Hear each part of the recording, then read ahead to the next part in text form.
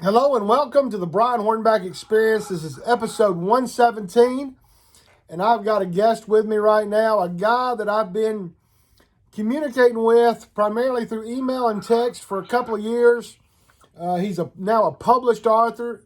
He's from down in South Carolina, none other than Jordan Thomas Cooper. Jordan, how are you? I'm doing pretty good. How about you? I'm doing great. So let's just kind of let folks know now, you and I both are pretty active Republicans. Yes. You've been active. Well, you've worked in state government in South Carolina, but before that, you also played for the old ball coach at the University of South Carolina. So, talk a little bit about playing for the old ball coach Steve Spurrier at South Carolina and your time at South Carolina, and then kind of transition us a little bit into working for Nikki Haley and a couple other governors there in South Yeah, Carolina. yeah, yeah. Actually, Governor Sanford, he was my congressman when I was a child. So Wow.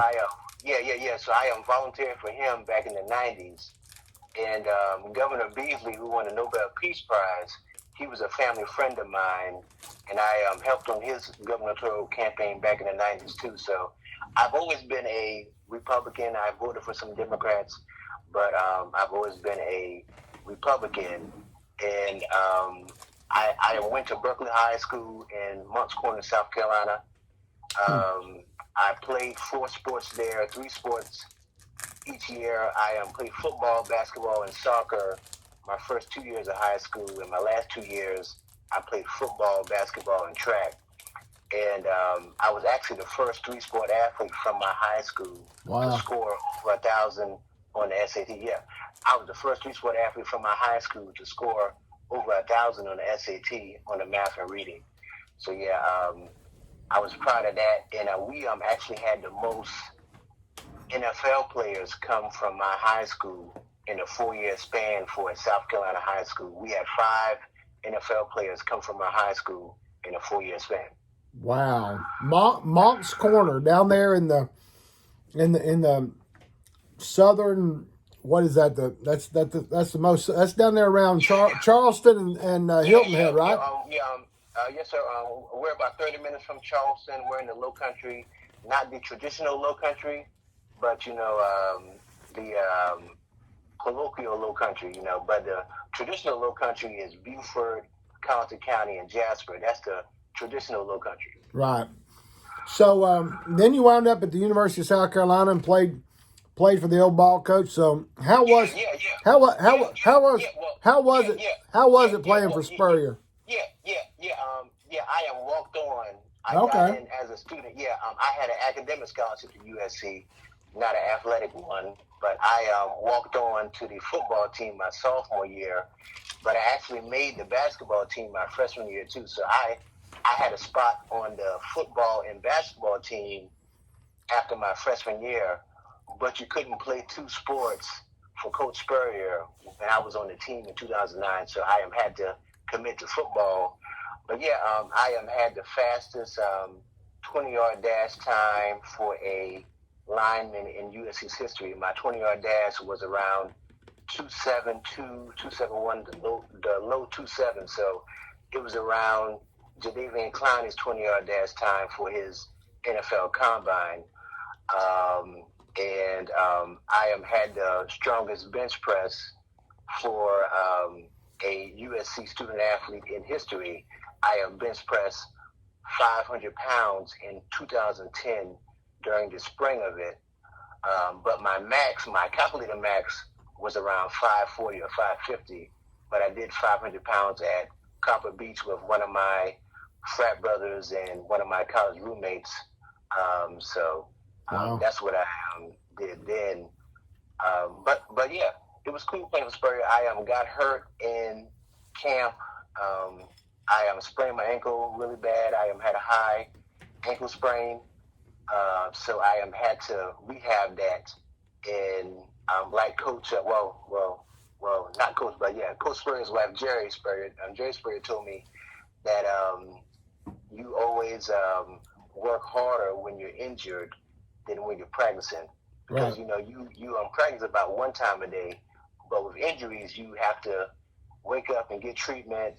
Then you have to go to treatment before practice. Then you have to do weightlifting during the day. Then you have to practice. So there are like a few practices a day you have to do while you're injured until you get healthy again. Wow. So now you worked. So you worked in some presidential campaigns. I think you worked in Rick Perry. Yeah. But you were. I didn't work for Rick Perry, but he was in a weak governorship in Texas. But he still was the governor. He put the most people to death, for a governor in history. Right. But he was a good guy. I was a director of youth outreach for him in South Carolina, and I was over his Veterans Coalition in South Carolina for his presidential campaign too. And that was in 2011, 2012. I met his wife, Anita, at a campaign event, and I met him too a few times there. And I was actually the first African American to be a director of youth outreach for a campaign. And I think Al Sharpton, he was the director of youth outreach, but I think he was still in school during that time, so he wasn't there 24/7, and they didn't have social media. So I was over social media too for the Rick Perry campaign. I was actually the first African American social media director for a campaign. But social media is pretty new, so right. Yeah. So what can we do as Republicans to attract more African American, more Latinos, more minorities? How can we get into the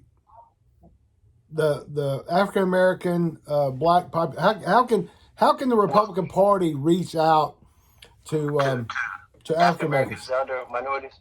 Yeah. I think what they can do is talk about what they can do for everyone economically. Because look at Tim Scott. He came from a poor family. He's affluent now. Look at Dan Snyder. He's a minority. He's a Jew, and he came from a poor family, and he's a billionaire now. Right. And Michael Steele, the RNC chairman, right. And pastor, he came from the projects, and he's a millionaire now. And he has family in South Carolina too. Michael Steele, Michael Steele, and Michelle Obama have family in South Carolina. Oh wow, I don't know that I knew that. Yeah. So are you still engaged in Republican politics? That's not. We're going to talk about we're going to talk about your book, which is not necessarily about politics, but are you still engaged today in Republican politics? I am, but I don't deal with too many factions right. of them because they have their own picks and people that have fake resumes and that are fraudulent. Wow. And that didn't do the work that I did. Because as you can see, I've been a Republican my whole life. Right. I've worked officially on campaigns my whole life. My dad, he was the first African-American state trooper assigned to Berkeley and Charleston counties in South Carolina. And my mom, she was the first African-American countywide teacher of the year in Berkeley County, which is the largest county in South Carolina. So, I am come from a family of public service, and even the founding fathers, they would say that I'm prepared to be a governor or a president because they have came from worse, Right. I'm still active in politics. I am helped out the Henry McMaster campaign for governor. I did some speech writing for him. I did a greeting for him for Hanukkah back in 2017. And I wrote some other stuff for his campaign too. And I was a poll captain for his lieutenant governor campaign in 2014. But I did some work on his campaign this past year too, with some statements and different things that he could use. And I helped fundraise for him too. I've raised, thousands of dollars for his campaign and everything. So, he's a good friend. I've met him more than some of my family members. I've seen him over 30 times. That's fantastic. Well, and that's and that's really what you've that's kind of what you're working on now is some speech writing and fundraising and those type of things. I know that, but you put together, I guess the first book that you've had published is an inspirational quotes for 366 days of the year. I'm holding it up right now to the camera. And it's available on Amazon. I bought it. Actually, I think I bought it. I want to say almost a year ago. I've been trying. You and I have been talking about getting you on my podcast. I just never have gotten around to it. But 366 days of the year, inspirational quotes, and I think it's important that we be having this conversation the first of 2023, because I think it's imperative that people find something that can inspire them on a daily basis, whether it be, daily devotionals in your faith walk, or whether it be quotes motivationally. But it's funny, as I looked at it in preparation for this podcast, on day 3, your quote is, "It doesn't matter who prays for you. God will take away your vilifiers and encourage your promoters, so you can always be in good times." And reminds me of a friend of mine who actually served as a Democrat county commissioner for a number of years here, but I met his father back in the early 90s, and his father told me that because Mark Kaywood is the guy's name, he told me that because Mark Kaywood had talked about me, that his father prayed for me every day. Now his father's gone on to glory, but that's always reminded me. And Mark and I have been on opposite sides of some campaigns before, because obviously he's a Democrat, I'm a Republican. But that always stuck with me. What his father said is that he prayed for me every day, and I think that's critically important. But talk about the work that you put into creating this inspirational quotes for 366 days of the year. Well, it took me about a year to do it. I did a lot of thinking and a lot of reading of the Bible and things like that. But it took me about a year to do it, and I wanted to, publish it. But as a student, all of your academic work is already put in a repository, so people can read your work in the repository if you're a college student anywhere. So people are authors even when they don't follow with their work, or try to read their work again. So I'm happy I published this. My mom, she was actually the founder of the Children's Church at my home church in Berkeley County, in Greater St. James AME. It's the largest historically black church in Berkeley County. But it took me about a year to write the book, and I published it last year after, I was trying to see when was a good time to publish it during the pandemic. But that's what I did, and I have some other books out there, compilation of articles book that's coming out next month with about 1,000 of my articles. Oh, wow. And and I have some joke books on my author page too. That's about 5,000 or 6,000 jokes. I was actually the first African American to write a joke book with 1,000 jokes in it. So I see. I see that. I see that. So it's 1,000 more of my jokes from my smooth days before I was a father. That released in this past November. You can get it on Amazon for $14.99, or you can get it on Kindle for $9.99, which you can get available instantly. 500 more of my jokes on Kindle, and then of course, the inspirational book is on Amazon as well for $14.99. So I do encourage everybody to go out and support Jordan, and in particular, here's the thing. I've been doing the blog for since 2004. It's been doing the podcast. I haven't been extremely regular, but been doing it now for a couple years. Here's the thing. I mean, I think we all have to support each other, and if that means that I encourage people to buy your product, your books, read your stuff that's online. You encourage your folks. I think it doesn't matter. I mean, it's great that you and I are both Republicans, but even in my podcast, I do a lot of even Democrats. I just think that everything we do, we can help each other, and ultimately, I mean, there's some issues that I'm not as stringent today as I was 20 years ago. And I think it's how we evolved. Now, does that mean I'm giving up my core principles? Absolutely not. So give me, just kind of put your thoughts into that and what you think about that.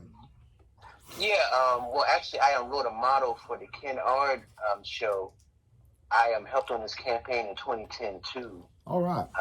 Yeah. It talks about politicians agreeing on most things. Well, I'll read it to you. It's for his show on Wake Up, 95.3 FM in the PD. Okay.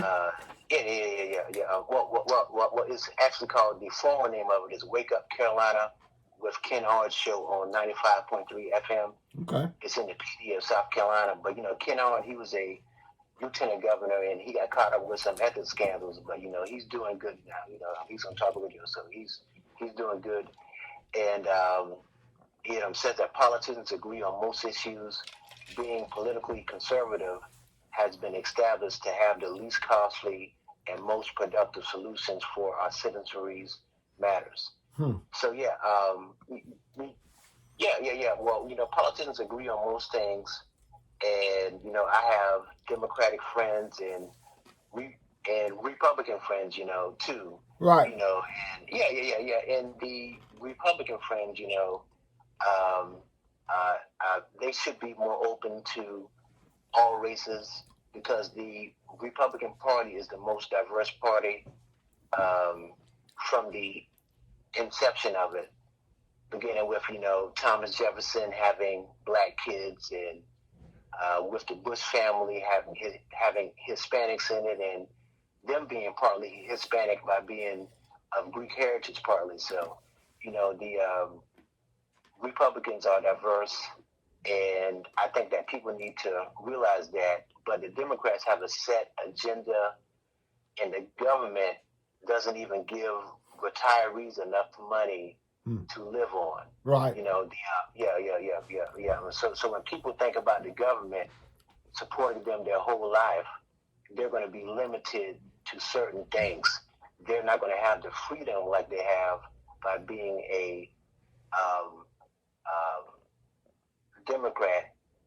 Is the wrong thing to do for them being a Democrat is to continue to depend on the government. The best way for them to have freedom is to be a Republican. So yeah. Well, and right now we've got Congress up there. 2 days now. The Democrats have stayed together. All 212 of them have stayed together and voted for Jeffries on 6 or 7 votes. And then we've got our own Republicans. 20 of them are they're taking their stand, and I respect diverse opinion, right? But at some point you made your point on the first vote, the second vote, and it just gets tiring sometimes. And it's just like, you made your point. I guess we're gonna start this again tomorrow. I don't see McCarthy. McCarthy's gone from 213 down to about 201. I don't, and sometimes we as a party shoot ourselves in the foot, and then we give the Democrats an opportunity to say, hey, look, they can't keep it together. I appreciate diversity of opinion, but at some point, we gotta figure out a way to quit shooting ourselves in the foot. I don't know if you got any thought on what's going on with McCarthy and the whole speakership or not. Yeah. Well, I think Kevin McCarthy, he'll be the speaker. Right. The Republicans have had the best speakers. The Democrats have, raised more debt and have put the country into more debt. And the freedoms of, political persuasion and being a Democrat or a Republican, is, good for the country. But the best thing for people economically is to be a Republican. The Democratic Party doesn't give people the freedom like the Republican Party does of them to pursue the careers they want and to be the people that they want to be. That's best for the country. The Democrats have continually limited the freedom of people, and people are free to be, Democrats, but they can't let the government get involved into what they do to be, Democrats who depend on the government for their, lifestyle and for what they want to do as people, depending on the government is never a solution to being a good American. That's why the Republican Party is the best political party. Right. So, what do you think? What do you think happens next year in the presidential? You think Trump and DeSantis are going to fight it out? You think we got a couple other candidates out there? We're gonna have a stage full like we did in 2016. Yeah. Well, I don't know who can raise $1 billion.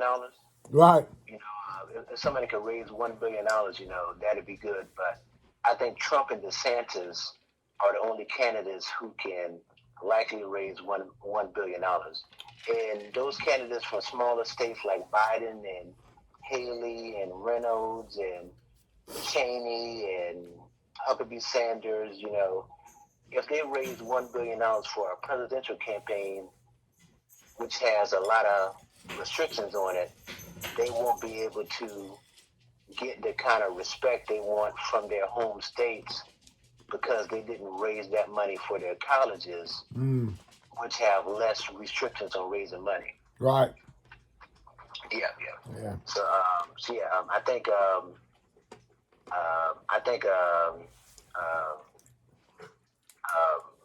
Trump may win again. I helped write the Jeb Bush tax plan that Trump used.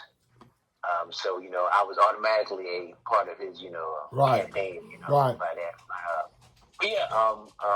Most Americans don't pay an income tax federally due to Trump's tax plan. So I'm proud that I was a part of that. And Trump said some, bad things on air and things of that sort. And, he's off key sometimes, but I think, he's a good president. I think he's a good person. He has a diverse family. He married an immigrant. His wife is the smartest first lady in American history. She speaks several languages, so that's right. So that's more than Jacqueline Kennedy and John Quincy Adams and people like that. So, she's very smart, even though they said she plagiarized and she did this and she did that. But, she's, the smartest first lady since she's the most linguistically gifted of them, So right. that's, something that, she can be, proud of. And, Trump, he's given the most charitably to every, person too. So, he's the best president in terms of character if you count how much money he's given away. Right. That's, something good. Trump, he's had a lot of ethics violations and things of that sort too, but I think that's what happens when you try to help out people of color and things like that. White Americans don't like that. Caucasians don't like it when African Americans, Hispanics, and Asians have the same opportunity as, them, because African Americans have done more work than Caucasians in the history of the U.S. So, that's why they don't want minorities to be on equal footing as Caucasians, because we have been proven to do more work than them in the U.S. So there's no doubt that African Americans and minorities have to. I mean, they have to work harder because they have to make up for the fact that y'all been behind the I mean, unfortunately, there is white bias out there. So Yeah. It is, and God, He doesn't see people like that. He sees right, people equally. Yeah. yep, He sees everyone equally. Everyone has a fair chance. Everyone could be a success. So God, He was a Republican to me. right, Because he wanted majority to rule. He won the election against the devil in the Bible, 66% to 33%. But people don't want to give him credit for that. But he beat the devil, by 33 points, and he died at 33 too. So right, that's interesting. But he beat the devil, in a landslide. So right, we have to know that the devil has been defeated, and being a Christian is the best thing for a person financially and overall, because Christians have the most wealth, and we have the best chance at doing well in any society, since we have the most rich people. So right, being a evangelical Republican or anything of that sort, that's the best thing to do. And that's what most billionaires are in terms of tax policy. They don't want to raise taxes. They want to cut taxes. Because the main thing is, if people are being socially conservative and taking care of their families, that's when America has what it needs to have. If people take care of their families, America will have what they need to have, and they won't need to depend on the government and to do things, that they don't need to do, that won't help America. right, So the main thing people need to do is take care of their families, and there's enough food for people to take care of their families. There are overflow of food and things that should be given back to people who don't have it, and everyone pretty much has a high school diploma now, so people shouldn't be getting in trouble. Since education reduces crime. right, And even when people go to prison, they're still being paid more than the average American when they go to prison, since the average prisoner gets about $40,000 spent on them. So wow, they're still being paid more than the average American. And another thing is, what was I say? The debt. The main thing that we have a problem with right now in the U.S. is the debt.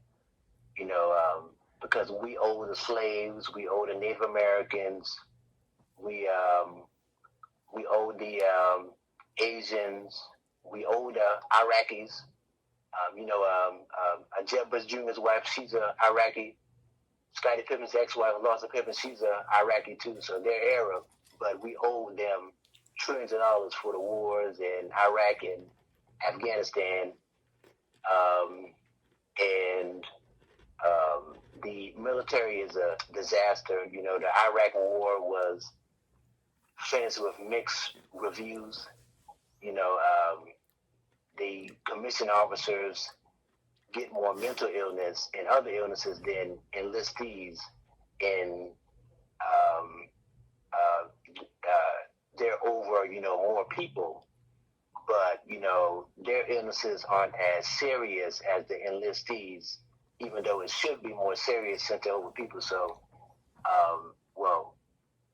the commissioned officers should have more serious illnesses, since they're over more people than the enlistees. They're over. right,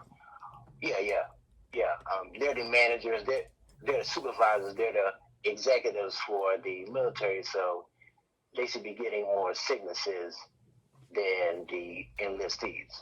Since they're over more people. right, And right now, most people die with no accidents. Most people die and they don't pass down anything. So that's a problem. And drugs is a problem too, but the U.S. has enabled it overseas with the military.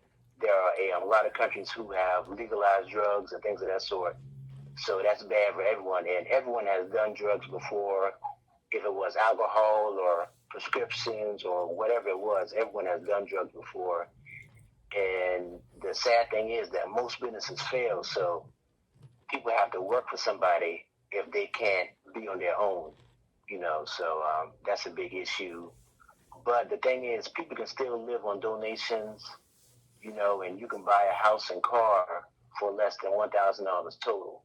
But yeah, some people live on donations, and that's something that some people should consider. But the main thing is the government has been a disaster financially. In intel-wise, the government has been a disaster too. Right. Because because there's so much artificial intelligence out there, that people have robots working for them. There are so many unmanned businesses that are out there that people don't have to be working in a business to have robots working for them and things of that sort. And the surveillance state that's there, that has been talked about by Snowden, and people even before that have talked about a surveillance state, and people sharing phone lines and private information being shared unwillingly and things of that sort too. That's how America gets people to go against each other, even though everyone is alike. Everyone has the same struggles, so there doesn't need to be a surveillance state. And even with our more popular pastimes, or our most popular pastimes, the sports or whatever, sports are our most popular hobbies and things of that sort. But we don't cover them like we're supposed to in the entertainment blogs. Right. And I think that's because most of them are African Americans, so they don't want to cover them in the entertainment blogs to make them more of a celebrity. So that's the issue that they have in Hollywood. And African Americans are the most sought after people. Even when you look at fashion and any industry, they're the most sought after people. And that's what hurts a lot of other people when they try to make their bodies like African Americans. Oh, okay, well, I want to get a breast implant or a butt implant, or I want my face lifted and things like that too. They want their bodies to look like African Americans, and that's how Kim Kardashian is popular, and that's how people try to assimilate to be African Americans and to culturally appropriate us. So that's a bad thing that they do, and I think that people need to try to live within their means, because right now you don't know how the economy is going to go. So people need to eat healthy and try to live like they want to, and live like how God wants them to live. That's the best way that they can do it. And I think that people need to think for themselves. People really need to think for themselves and to not be drawn into what the government says, because most of the news out there is fake anyway. Right.